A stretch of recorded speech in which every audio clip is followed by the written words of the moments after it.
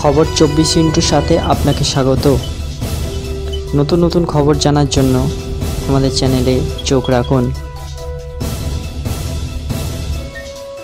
সন্দীপ ঘোষকে নিয়ে ফের রিপোর্ট চাইল কলকাতা হাইকোর্ট। আরজিকরে ডাক্তারি পড়ুয়া ধর্ষণ খুন মামলার শুনানি চলছে সুপ্রিম কোর্টে। তার মধ্যেই মঙ্গলবার কলকাতা হাইকোর্টে আরজিকরে দুর্নীতি মামলার তদন্তে অগ্রগতির রিপোর্ট জমা দিল সিবিআই। মুখ বন্ধ খামের রিপোর্ট দিয়ে তারা জানান ইতিমধ্যে অভিযুক্তকে গ্রেপ্তার করা হয়েছে। তদন্ত এখনো চলছে। বিচারপতি রাজশ্রী বরদ্দাজ নির্দেশ দেন 25 নভেম্বর সিবিআইকে তদন্তে অগ্রগতির নতুন রিপোর্ট দিতে হবে।